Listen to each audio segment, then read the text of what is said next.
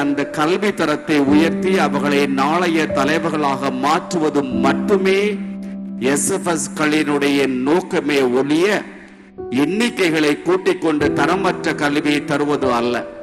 இந்த பயணத்தில் சிறந்த கல்வி தரத்தை, ஒழுக்கத்தோடு கூடிய கல்வி தரத்தை வழங்கி அவர்களை நாளைய தலைவர்களாக, சிறந்த இந்திய நாட்டின் குடிமக்களாக மாற்றுவோம்.